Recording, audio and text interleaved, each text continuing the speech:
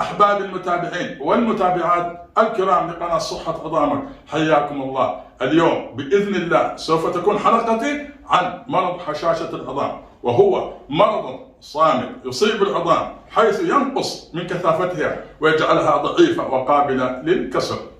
أما بالنسبة للأسباب المسببة لهشاشة العظام فترجع إلى الأسباب التالية.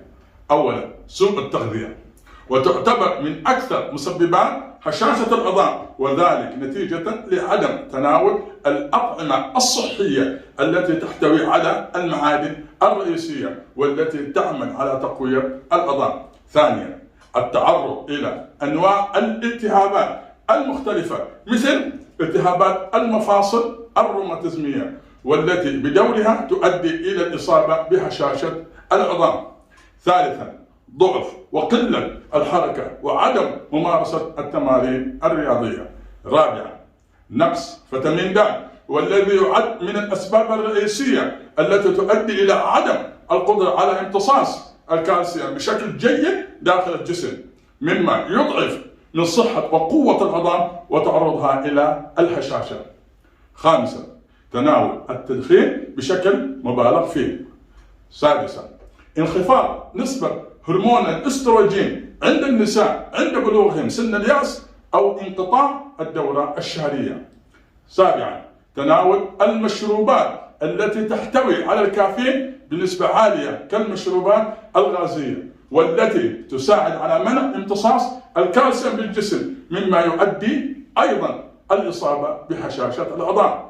ثامنا، الإصابة بالأمراض النفسية كالاكتئاب، مما يؤدي إلى قلة الحركة، والذي يؤثر بدوره على صحة العضلات ويضعف من الكتلة العضلية بالجسم، والذي بدوره أيضا يؤدي إلى التسبب بهشاشة العظام. تاسعا، التقدم في العمر، والذي بدوره يؤدي إلى ظهور أعراض هشاشة العظام. أما بالنسبة لأعراض هشاشة العظام فهناك بعض الأعراض التي يمكن للمريض الشعور بها، ومنها: أولا، ضعف قبضة اليدين وعدم القدرة على التحكم بمسك الأشياء، وتعتبر من أهم أعراض هشاشة العظام. ثانيا، الشعور بوجود ألم شديد بالعمود الفقري والرقبة والظهر بشكل مستمر. ثالثا، ظهور تقوس أو انحناء بالظهر، وخاصة بالجزء العلوي من الظهر. رابعا، سهولة التعرض إلى كسر أو كسور العظام عن المعدل الطبيعي. خامسا، ضعف الأظافر وسهولة كسرها. سادسا، ضعف عام في قوة العضلات بالجسم. أما بالنسبة لأنواع هشاشة العظام فهناك نوعان من هشاشة العظام.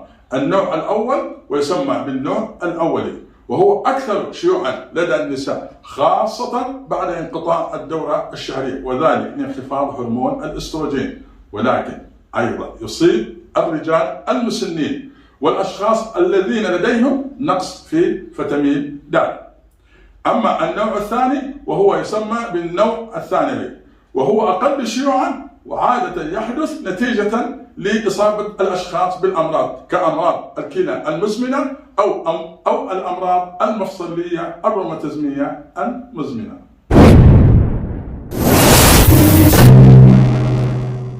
أما بالنسبة للعلاج الدوائي والطبي لمرض هشاشة العظام فيتمثل بالتالي: أولا، الوقاية، والتي يجب أن تبدأ من مرحلة الطفولة وتمتد إلى كل مراحل العمر، وذلك من خلال بناء عظام قوية، والتي تعتمد على: أولا، اتباع نظام غذائي صحي، وذلك بالتأكد من الحصول على ما يكفي من البروتينات والسعرات الحرارية، بالإضافة إلى الكالسيوم وفيتامين د.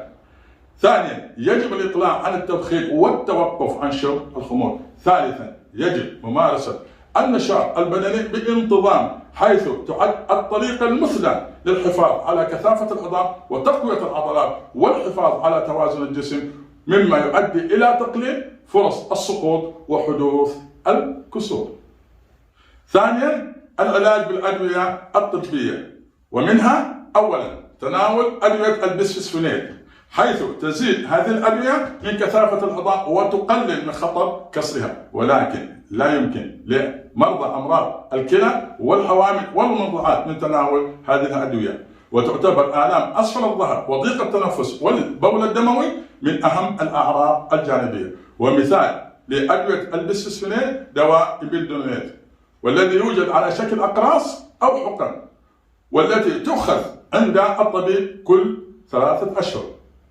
ثانيا، تناول الأدوية المرتبطة بالهرمونات، مثال دواء ريلاكسوفين، والذي لا يعد هرمونا ولكن له تأثير يشبه هرمون الاستروجين، حيث يزيد من كثافة العظام لدى النساء بعد انقطاع الدورة الشهرية، والذي يوجد على شكل أقراص.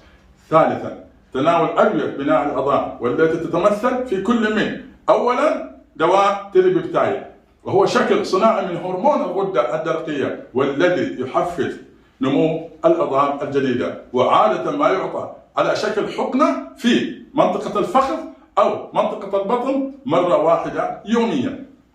ثانيا، دواء ريموزوماب، وهو أحدث دواء لعلاج هشاشة العظام، ويحقن كل شهر تحت إشراف طبيب مختص.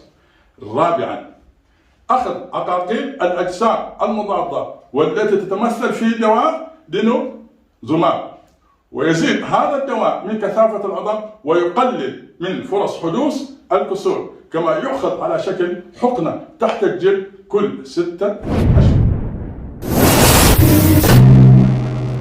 أما بالنسبة للتمارين الرياضية المساعدة لتقليل الإصابة أو تخفيف أعراض هشاشة العظام، فلا يوجد هناك تمارين مخصصة لمرضى هشاشة العظام، ولكن أنصح بممارسة المشي صباحا، والذي يساعد على الحفاظ على نشاط وقوة العضلات بالجسم.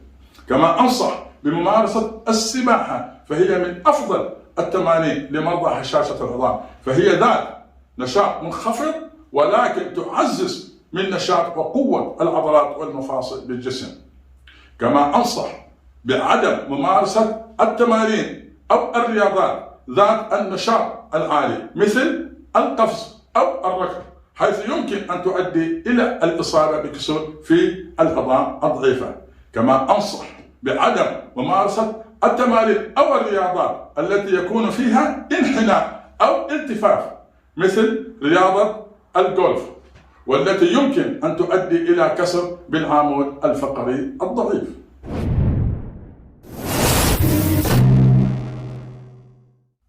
بالنسبة للأغذية المساعدة لتقليل الإصابة وتخفيف أعراض مرض هشاشة العظام، فأنصح بتناول التالي: الألبان، حيث تعد مصدرا غنيا بالكالسيوم وفيتامين د، ويمكن تناول لبن علبة زبادي يوميا.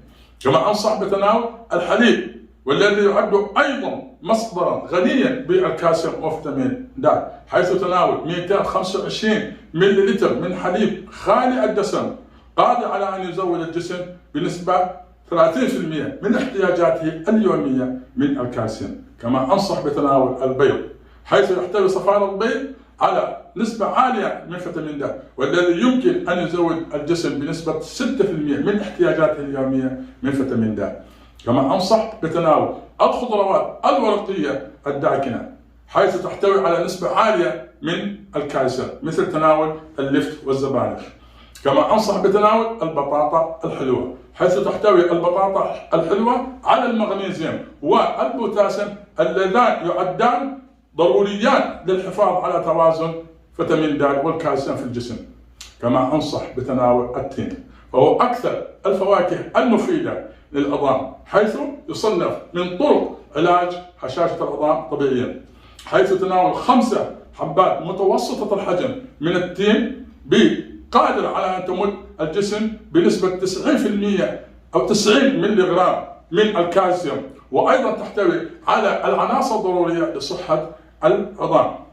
كما يمكن تناول زبدة اللوز، حيث تناول زبدة اللوز يزيد من مستوى الكالسيوم في الجسم بشكل كبير، فملعقتان من زبدة اللوز تحتوي على 111 ملغ من الكالسيوم. كما يحتوي اللوز أيضا على البوتاسيوم والبروتينات وعناصر غذائية أخرى، والتي جميعها لها دور داعم لبناء العظام وتعزيز صحتها. كما أنصح بتناول المكسرات، حيث تحتوي المكسرات على مستويات عالية من الكالسيوم والمغنيسيوم والزنك وفيتامين إي والألياف، والتي جميعها تساعد في تعزيز صحة العظام والجهاز المناعي الجسم. كما أنصح بتناول حبوب الإفطار المدعمة بالفيتامين د، والتي تساعد أيضا في الحفاظ على صحة العظام. كما أنصح بتناول الشاي الأخضر، حيث يحتوي الشاي الأخضر على مجموعة كبيرة من مضادات الأكسدة التي تحد من الالتهابات وتمنع من تلف الغضاريف. لذا أنصحكم أعزائي المتابعين بالشرب فنجان واحد من الشاي على الأقل يوميا، وذلك لتقليل أعراض هشاشة العظام. بالنسبة لطبختي الصحية الغذائية لمرضى هشاشة العظام، فهي سمك السلمون المشوي مع سلطة الخضار، وذلك لاحتوائها على الأوميجا 3 والبروتينات والمعادن التي تعزز صحة العظام، والتي تتكون من 250 جرام من سمك السلمون وأعواد بصل أخضر.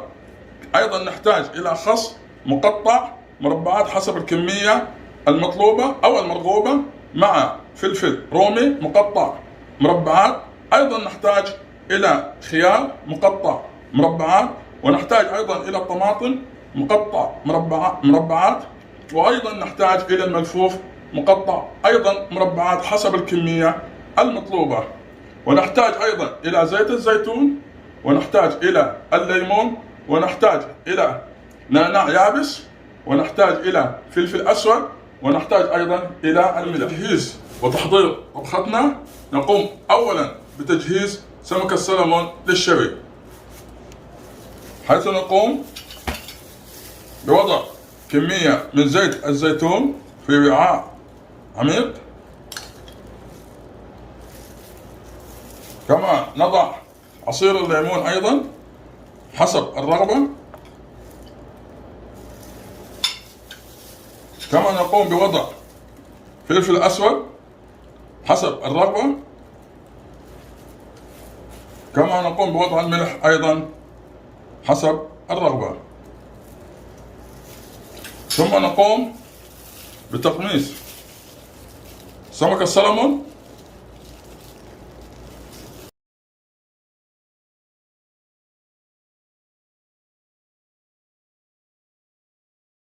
وتبهيره بشكل جيد،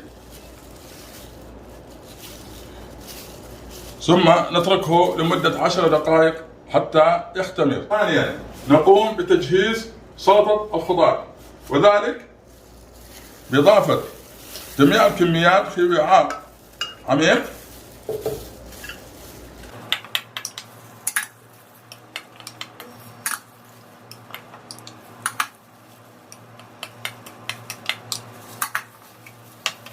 مع إضافة زيت الزيتون حسب الرغبة،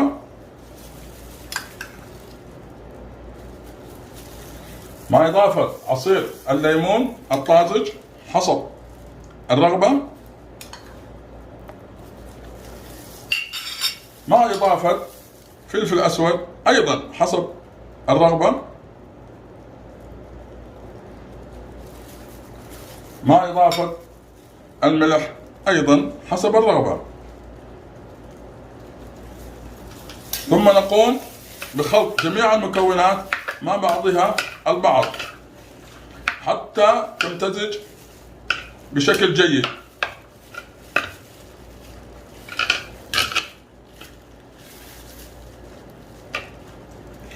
ثم نضعها جانبا ونقوم بإحضار طبق التقديم، ثم نقوم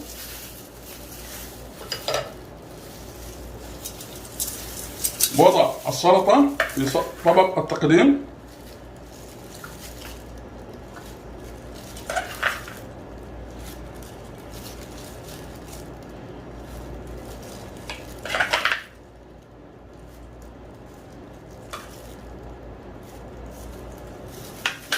ثم نقوم بتزيينها لتظهر بشكل جميل. ثم نقوم بوضع النعناع اليابس على الجميع لتعطيها نكهة إضافية. وبالهناء والعافية. ثالثا، بعد ما تبخر سمك السلمون نقوم بشوائه على صاج الجريل بوضع قليل من زيت الزيتون، ثم بوضع السلمون على الجريل،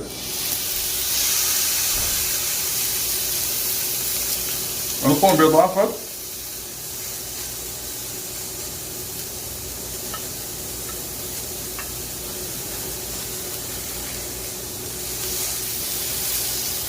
مع التقليب المستمر.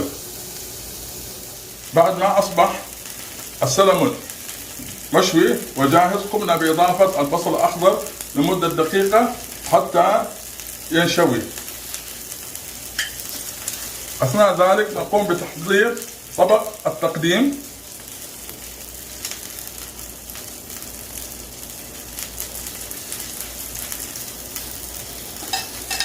ثم نقوم بوضع سمك السلمون المشوي على طبق التقديم كما ترون، ثم نقوم بوضع عواد البصل المشوي كما ترون.